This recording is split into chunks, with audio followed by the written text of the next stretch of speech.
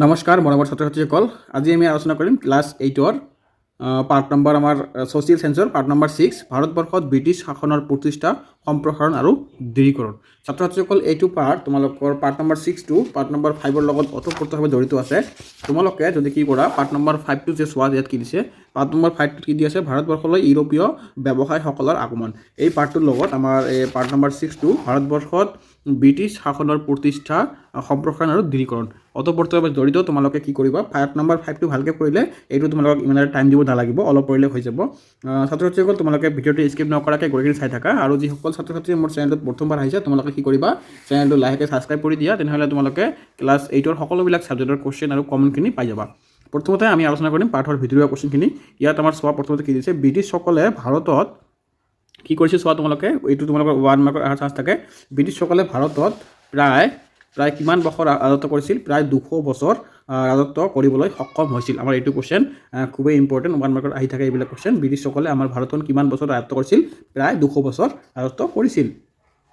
তাৰপিছত চোৱা, ইয়াত কি দিছে, ভাৰতবৰ্ষৰ ৰাজনৈতিক মানচিত্ৰৰ সাল সলনি আৰু দ্বিতীয়টো হ'ল, ইয়াত চোৱা তোমালোকে ইয়াৰ পৰা পঢ়িবা, এই সময়ছোৱাত দুটা দিশত সমগ্ৰ ভাৰতবৰ্ষত গুৰুত্বপূৰ্ণ পৰিৱৰ্তন সূচনা হৈছিল। 17শ শতিকাৰ শেষ আৰু 18শ শতিকাৰ আৰম্ভণিৰ কালছোৱাত। এইটো কুৱেশ্যন তোমালোকৰ খুবেই ইম্পৰ্টেণ্ট। 17শ শতিকাৰ শেষ আৰু 18শ শতিকাৰ আৰম্ভণিৰ কালছোৱাত ভাৰতত দুটা বৃহৎ পৰিৱৰ্তন হৈছিল।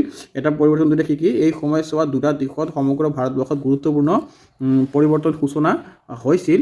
তাৰে প্ৰথমটো হ'ল আমাৰ কি, প্ৰথমটো কি হ'ল, ভাৰতবৰ্ষৰ ৰাজনৈতিক মানচিত্ৰৰ সাল সলনি আৰু দ্বিতীয়টো হ'ল অৰ্থ সামাজিক দিশত হোৱা পৰিৱৰ্তন। ছাত্ৰ ছাত্ৰীসকল, এইটো আমাৰ খুবেই ইম্পৰ্টেণ্ট, ভেৰি ইম্পৰ্টেণ্ট। এইটো তোমালোকে অলপ চাই ল'বা, এইটো এক্সামত অহাৰ খুবেই চান্স থাকে। তাৰপিছত আহা পেজ নম্বৰ 56। পেজ নম্বৰ 56ত তোমালোকে কি চাবা, ইয়াত ভাৰতবৰ্ষত ব্ৰিটিছসকলৰ যেনেকৈ প্ৰধান ঘাটি আছিল কি, বোম্বাই, মাদ্ৰাছ, কলিকতা, ঠিক তেনেকৈ ফাৰ্চীসকলৰ ঘাটি আছিল দক্ষিণ পূব উপকূলত অৱস্থিত পণ্ডিচেৰী আৰু বংগদেশৰ কলিকতাৰ ওচৰৰ চন্দননগৰ। এইকেইটা আছিলে আমাৰ কি, ফাৰ্চীসকলৰ মেইন ঘাটি। তাৰপিছত তোমালোকে আহা পেজ নম্বৰ 58। পেজ নম্বৰ 58ত চোৱা কি দিছে, আমাৰ খুবেই ইম্পৰ্টেণ্ট কুৱেশ্যন। ৱেণ্ডিছায়াৰ যুদ্ধই ভাৰতবৰ্ষত ফাৰ্চী প্ৰভাৱ লুপ্ত কৰিলে বুলি ক'ব পাৰি। ফাৰ্চী প্ৰভাৱ লুপ্ত মানে শেষ কেতিয়া হৈছিল, ৱেণ্ডিছায়াৰ যুদ্ধৰ পৰাই ভাৰতবৰ্ষত ফাৰ্চীসকলৰ প্ৰভাৱ লুপ্ত হ'ল বুলি আমি ক'ব পাৰোঁ। তাৰপিছত তোমালোকে আহা, ইয়াত এটা খুবেই ইম্পৰ্টেণ্ট আছে, পলাশী যুদ্ধৰ পৰাই মধ্যযুগীয় ভাৰতৰ প্ৰায় সমাপ্তি ঘটিছিল আৰু ভাৰতত আধুনিক যুগৰ সূচনা হৈছিল বুলি গণ্য কৰা হয়। তোমালোকৰ কুৱেশ্যন আহিব পাৰে, ভাৰতত আধুনিক যুগৰ সূচনা কেতিয়া হৈছিল বা কেনেকৈ হৈছিল, তোমালোকে সেইটো লিখিবা। পলাশী যুদ্ধৰ পৰাই ভাৰতবৰ্ষত মধ্যযুগীয় ভাৰতৰ প্ৰায় সমাপ্তি হৈছিল। ভাৰতৰ আগত মধ্যযুগীয় আছিল, এইটো সমাপ্তি হৈছিল আৰু পলাশী যুদ্ধৰ পিছৰে পৰা আধুনিক যুগৰ সূচনা হৈছিল বুলি গণ্য কৰিব পাৰি। ছাত্ৰ ছাত্ৰীসকল, তোমালোকে যদি ভিডিঅ'টো চাই আছা, ইয়াত চোৱা লাষ্টত আমাৰ যিমানখিনি কুৱেশ্যন আছে মই তোমালোকক সকলোখিনি লৈ আহিছোঁ। তোমালোকে এই মন কৰিবলগীয়া কথাখিনি অলপ চাই ল'বা। ইয়াত যেনেকুৱা দি আছে, চিৰাজউদ্দৌলা 1756 খ্ৰীষ্টাব্দত ফৰ্ট উইলিয়াম দুৰ্গ দখল কৰিছিল। তোমালোকে এইটো ইম্পৰ্টেণ্ট হয় আমাৰ, এইটো কৰিবা তোমালোকে। তাৰপিছত পলাশী যুদ্ধত জয়ী হৈ ব্ৰিটিছে প্ৰভুত্ব বিস্তাৰৰ সুবিধা পাইছে। ব্ৰিটিছে কোন যুদ্ধত জয়ীৰ পিছত প্ৰভুত্বৰ বিস্তাৰৰ সুবিধা পাইছিল, এইটো হ'ব আমাৰ পলাশী যুদ্ধ। তোমালোকে এইবিলাক পঢ়িবা, এইখিনি আমাৰ ইম্পৰ্টেণ্ট হয়। ইয়াৰ পৰা ইয়ালৈ তোমালোকে পঢ়াৰ চেষ্টা কৰা। আৰু এতিয়া আহা তোমালোকে কি পাৰ্ট ভিত্তিক যিমানখিনি কুৱেশ্যন আছে, অনুশীলনী চোৱা তোমালোকে কি কুৱেশ্যন দিয়া আছে।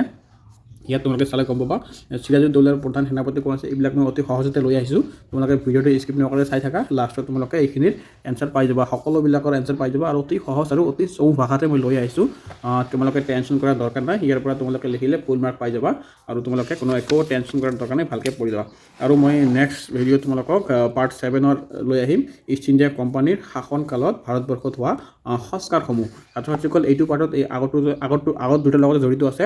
তোমালোকে কি কৰিবা, আগৰ দুটা অলপ ভালকৈ চালে, আগৰ দুটা ভালকৈ চালে এইটো পাৰ্টতো তোমালোকক বেছি টাইম দিব নালাগিব, অলপ চালে হৈ যাব। চ' ছাত্ৰ ছাত্ৰীসকল, এতিয়া আমি লৈ আহিম এইবিলাক কুৱেশ্যন, তোমালোকে ভিডিঅ'টো চাই থাকা।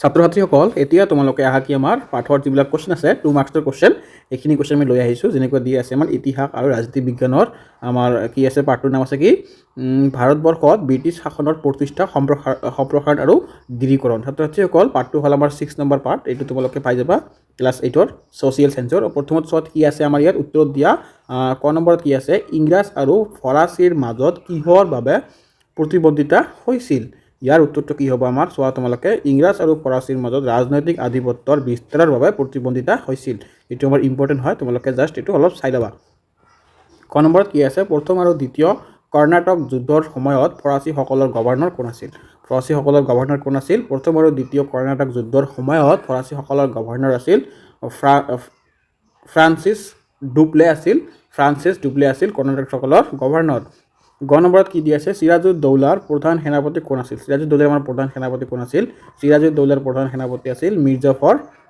আছিল সিৰাজউদ্দৌলাৰ প্ৰধান সেনাপতি ঘ নম্বৰত কি দি আছে বংগৰ প্ৰথম গভৰ্ণৰ জেনেৰেল কোন আছিল বংগৰ প্ৰথম গভৰ্ণৰ জেনেৰেল আছিল জেনেৰেল ৱাৰেন হেষ্টিং আছিল বংগৰ প্ৰথম গভৰ্ণৰ জেনেৰেল 2 নম্বৰত দি আছে কি কোনে খাদ্য বিপ্লৱ নীতি উদ্ভাৱন কৰিছিল খাদ্য বিপ্লৱ নীতি কোনে উদ্ভাৱন কৰিছিল লৰ্ড ডেলহাউছিয়ে খাদ্য বিপ্লৱ নীতি উদ্ভাৱন কৰিছিল তাৰপিছত তোমালোকে আহা শুদ্ধ উত্তৰটো বাছি উলিওৱা এইবিলাক তোমালোকৰ একদমত আহি থাকে শুদ্ধ উত্তৰটো বাছি উলিওৱা পণ্ডিচেৰী ইংৰাজসকলৰ বাণিজ্য কুটি আছিল সেইটো আমাৰ অশুদ্ধ পণ্ডিচেৰী ফাৰ্চীসকলৰ আছিল এইটো ঠিকেই কথা অশুদ্ধ এইটো পণ্ডিতসকলে কি আছিল ফাৰ্চী আছিল চব তোমালোকে তুমি আগতে কৈ আহিছোঁ তোমালোকে পাঠতে পাই আহিছা তাৰপিছত চোৱা কি আছে ফাৰ্চীসকলে চলাবত জঙক হায়দৰাবাদৰ নিজাম পাতিছিল এইটো হ'ব কি আমাৰ সঠিক উত্তৰ শুদ্ধ হ'ব এইটো তোমালোকে চাই ল'বা গ নম্বৰত কি দি আছে সিৰাজউদ্দৌলা আলীবৰ্দী খাঁৰ ডাঙৰ জীয়েকৰ পুত্ৰ আছিল এইটো হ'ব অশুদ্ধ তাৰপিছত আহা ঘ নম্বৰত কি দিছে আমাৰ পলাশী নামৰ ঠাইখন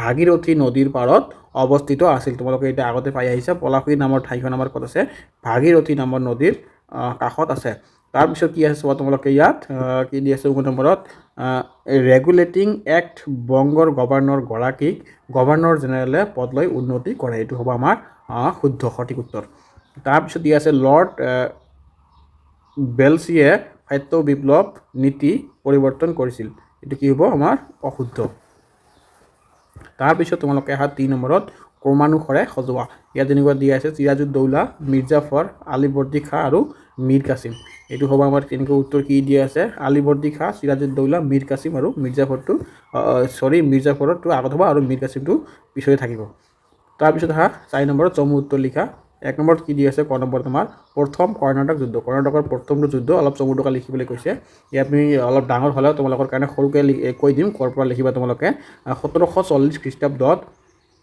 অষ্ট্ৰিয়াত আৰম্ভ হোৱা উত্তৰাধিকাৰী কেন্দ্ৰিক যুদ্ধত ইংৰাজ আৰু ফৰাচীসকল পৰস্পৰৰ প্ৰতিবন্ধিত হৈছিল ফলত এই ঘটনাই ভাৰতত থকা ইংৰাজ আৰু ফৰাচীৰ সম্পৰ্কত প্ৰভাৱ পেলাইছিল সুযোগ সন্ধানী ইংৰাজৰ নৌবাহিনীয়ে 1745 খ্ৰীষ্টাব্দত ভাৰতৰ দক্ষিণ পূব উপকূলত ফৰাচী জাহাজ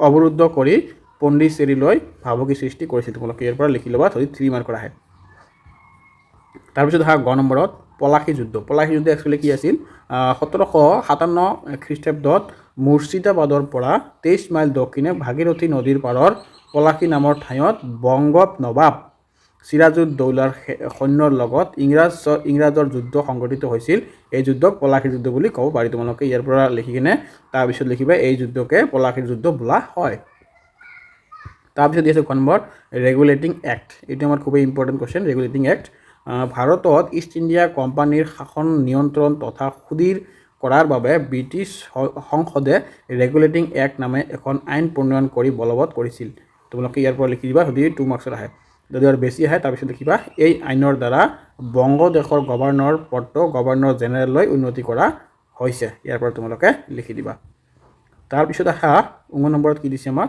পিটছৰ ভাৰত শাসন আইন এইটো কি হ'ব ৰেগুলেটিং এক্ট বংগৰ গভৰ্ণৰ জেনেৰেল গৰাকীৰ ক্ষমতা নিৰ্দিষ্ট কৰি নিদিয়াৰ বাবে পৰৱৰ্তী সময়ত এই আইন বিফলতাৰ সন্মুখীন হৈছিল সেই আখোৱা আঁতৰোৱাৰ বাবে ইংলেণ্ডৰ সংসদে পুনৰ এখন আইন জাৰি কৰিছিল সেইখন হৈছিল ব্ৰিটিছ শাসনৰ ভাৰতত অধীন সুদূৰ কৰি তুলিছিল এইখনেই আছিল 1784 খ্ৰীষ্টাব্দৰ আগষ্ট মাহত বলবৎ কৰা ইষ্ট ইণ্ডিয়া আইন। তোমালোকে এইটো ভালকৈ চাবা। তাৰপিছত দিছে 6 নম্বৰ চিৰস্থায়ী বন্দোবস্ত। উত্তৰত কি দি আছে আমাৰ গভৰ্ণৰ জেনেৰেল লৰ্ড কৰ্ণৱালিছৰ দিনত চিৰস্থায়ী বন্দোবস্তৰ ব্যৱস্থাটো প্ৰচলন কৰা হৈছিল। তেওঁ কোম্পানীৰ ৰাজহুৱা বিভাগটো টনকিয়াল কৰিবলৈ চেষ্টা কৰিছিল। কৃষি ভূমিৰ ক্ষেত্ৰত চিৰস্থায়ী বন্দোবস্ত লগোৱা হৈছিল আৰু এই ভূমিসমূহ ভাগ ভাগ কৰি একোজন জমিদাৰৰ তত্ত্বাৱধানত দিয়া হৈছিল। তাৰপিছত তোমালোকে কি 5 নম্বৰত বংগৰ ঘৰুৱা বিবাদেই ইংৰাজৰ বংগ দখলৰ প্ৰধান কাৰণ কথাষাৰৰ যথাৰ্থ নিৰ্ণয় কৰা। ইয়াত তোমালোকে উত্তৰত চোৱা কি দিছে 1756 খ্ৰীষ্টাব্দত বংগৰ নবাব আলীবৰ্দী খাঁৰ মৃত্যু হয়। ইয়াৰ পিছৰে পৰা বংগৰ সিংহাসনক লৈ অৰিয়া আৰম্ভ হৈছিল। নবাবৰ মৃত্যুৰ পাছত তেওঁৰ কোনো পুত্ৰ সন্তান নথকাত নবাবী পদক লৈ বিপদৰ সূত্ৰপাত হয়। নবাব আলীবৰ্দী খাঁৰ মৃত্যুৰ আগতে তেওঁৰ 3গৰাকী জীয়েকৰ ভিতৰত সৰু জীয়েকৰ পুত্ৰ চিৰাজউদ্দৌলাক বংগৰ নবাব হিচাপে উত্তৰাধিকাৰ পাতি থৈ গৈছিল। তোমালোকে ইয়াৰ পৰা লিখিবা। তাৰপিছত 6 নম্বৰত কি দিছে আমাৰ ইষ্ট ইণ্ডিয়া কোম্পানীৰ কোনবোৰ কাৰ্যকলাপে চিৰাজউদ্দৌলাক অসন্তুষ্ট কৰিছিল।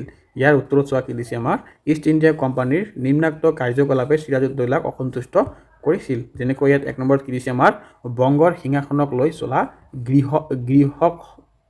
গৃহকলাৰ সুযোগ লৈ ইংৰাজ আৰু ফৰাচীসকলে নিজকে শক্তিশালী আৰু সুৰক্ষিত কৰিবলৈ বংগদেশত সামৰিক দুৰ্গ নিৰ্মাণ কৰিবলৈ অগ্ৰসৰ হয়। ইয়াৰ পৰা তোমালোকে লিখি দিবা। তাৰপিছত তোমালোকে চোৱা 2 নম্বৰত কি দিছে ইংৰাজসকলক বংগদেশত বেহা বেপাৰৰ যি সুবিধা দিয়া হৈছিল তাৰো তেওঁলোকে অপব্যৱহাৰ কৰিছিল। তোমালোকে 2 নম্বৰ পইণ্টটো লিখি দিবা। আৰু 3 নম্বৰ পইণ্টত কি দিছে আমাৰ ইংৰাজ বণিকে কোম্পানীৰ নামত গাইগুটীয়াকৈ ব্যৱসায় আৰম্ভ কৰাৰ ফলত নবাব প্ৰাপ্য ৰাজহৰ পৰা বঞ্চিত হয়। তোমালোকে 3 নম্বৰ লিখি দিবা। আৰু 4 নম্বৰতে কি দিছে আমাৰ নবাবৰ বিষয়া দেৱান ৰাজবল্লভৰ পুত্ৰ কৃষ্ণ দাসক নবাবৰ ইচ্ছাৰ বিৰুদ্ধে ইংৰাজসকলে কলিকতাত আশ্ৰয় দিছিল। তাৰপিছত তোমালোকে 7 নম্বৰ কুৱেশ্যনটো কি কৈছে আমাৰ 7 নম্বৰত কি দি আছে ইষ্ট ইণ্ডিয়া কোম্পানীৰ সাম্ৰাজ্যবাদী নীতি কি কাৰ্যকলাপৰ দ্বাৰা প্ৰকাশ পাইছিল আলোচনা কৰা। এইটো আমাৰ খুবেই ইম্পৰ্টেণ্ট কুৱেশ্যন। এইটো চোৱা তোমালোকে কি কৈছে ক নম্বৰত চিৰস্থায়ী বন্দোবস্ত অলপ লিখি ল'বা। চিৰস্থায়ী বন্দোবস্ত লিখি তোমালোকে অলপ লিখিবা কি পইণ্ট ৱাইজ লিখিবা। ইষ্ট ইণ্ডিয়া কোম্পানী চৰকাৰে ভাৰতীয় অৰ্থনীতি সংশোধন কৰাৰ নামত ৰাজহুৱা ব্যৱস্থা কোম্পানীৰ দখললৈ নিছিল। এই ক্ষেত্ৰত গভৰ্ণৰ জেনেৰেলে লৰ্ড কৰ্ণৱালিছৰ চিৰস্থায়ী বন্দোবস্তৰ কথাটো উল্লেখ কৰিব পাৰি। ইয়াতে লিখিবা তোমালোকে এইখিনি লিখিলে এইটো হৈ যাব। তাৰপিছত তোমালোকে খ নম্বৰত কি দিছে কৰদ মৈত্ৰী নীতি। কৰদ মৈত্ৰী নীতিটো তোমালোকে ল'ব পাৰিবা। গভৰ্ণৰ জেনেৰেলে বেলচলিয়ে এই সাম্ৰাজ্যবাদী নীতি ভাৰতত প্ৰায় প্ৰয়োগ কৰিছিল। এই নীতিৰ চৰ্তসমূহ আছিল যে যি দেশৰ ৰজাই কৰদ মৈত্ৰী নীতি মানি ল'ব তেওঁলোকক ইংৰাজৰ সৈন্যবাহিনীয়ে সুৰক্ষা দিব। তোমালোকে ইয়াৰ পৰা লিখিবা। তাৰপিছত গ নম্বৰৰ সত্ৰ বিলোপ নীতি। সত্ৰ বিলোপ নীতি লিখি তোমালোকে অলপ লিখিবা। কি লিখিবা ইয়াত দিছে কোম্পানীৰ কাৰ্যকলাৰ আন এটা সাম্ৰাজ্যবাদী নীতি হ'ল সত্ৰ বিলোপ নীতি। 1838 খ্ৰীষ্টাব্দত কোম্পানীৰ ব'ৰ্ড অফ ডাইৰেক্টৰসকলে এই নীতি উদ্ভাৱন কৰি ভাৰতৰ ব্ৰিটিছ ৰাজ্যৰ বিস্তাৰৰ প্ৰয়াস কৰিছিল। তোমালোকে ইয়াৰ পৰা লিখি দিবা।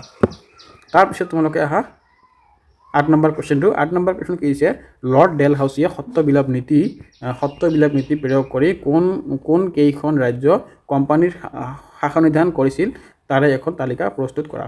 লৰ্ড ডেলহাউছিয়ে এই সত্ৰ বিপ্লৱ নীতি প্ৰয়োগ কৰি কোন কেইখন ৰাজ্য ইংৰাজৰ শাসনলৈ আনিছিল। চোৱা ইয়াত কি দিছে লৰ্ড ডেলহাউছিয়ে সত্ৰ বিপ্লৱ নীতি প্ৰয়োগ কৰি তলত দিয়া ৰাজ্যবোৰ ইংৰাজৰ অধীনলৈ আনে। ইয়াত মই এটা চাৰ্ট বনাই দিছোঁ ধুনীয়াকৈ। তোমালোকে চাৰ্টটো অলপ চাই ল'বা। মই আৰু কৈ নাযাওঁ, ভিডিঅ'টো বহুত ডাঙৰ হৈছে অলপ তোমালোকে চাই ল'বা।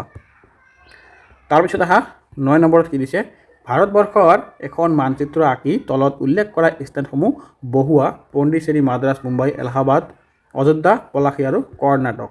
তোমালোকে ইয়াত চোৱা এটা মই চিত্ৰ আঁকি দিছোঁ। চিত্ৰত চালে তোমালোকে গম পাবা পলাশীটো ক'ত আছে। ইয়াতে ভাগীৰথী নদী আছে, ইয়াতে আছে পলাশী। তাৰপিছত এলাহাবাদ আছে, ইয়াত উত্তৰ প্ৰদেশত আছে এলাহাবাদ। তাৰপিছত উত্তৰ প্ৰদেশত আছে আমাৰ অযোধ্যা। তাৰপিছত মাদ্ৰাজ চোৱা ক'ত আছে আমাৰ মাদ্ৰাজ লাষ্টত ইফালে। তাৰপিছত ইফালে আছে কৰ্ণাটক আৰু ইয়াত আছে পণ্ডিচেৰী আৰু ইয়াত আছে মুম্বাই। তোমালোকে এইটো অলপ চেষ্টা কৰিবা ভালকৈ। তাৰপিছত আৰু আমাৰ কুৱেশ্যন নাই। ছাত্ৰ ছাত্ৰীসকল যদি তোমালোকৰ ভিডিঅ'টো ভাল লাগে, যদি তোমালোকৰ ভিডিঅ'টো ভাল লাগিছে তোমালোকে জাষ্ট চেনেলটো ছাবস্ক্ৰাইব কৰি ৰাখি দিয়া। তোমালোকে ছাবস্ক্ৰাইব কৰিলে আমাৰ মটিভেশ্যন পাওঁ আমি, সেইকাৰণে আৰু আমি তোমালোকৰ কাৰণে ভালকৈ ভিডিঅ' বনাই আনাৰ কাৰণে চেষ্টা কৰিম, আৰু বহুত ৰিচৰ্চৰ পৰা আমি বস্তুখিনি আনাৰ চেষ্টা কৰোঁ। গতিকে তোমালোকে ছাবস্ক্ৰাইব কৰি দিয়া আৰু পাৰিলে কমেণ্ট কৰিব। অলপ কমেণ্ট কৰোঁতে ইমান টাইম নাযায়।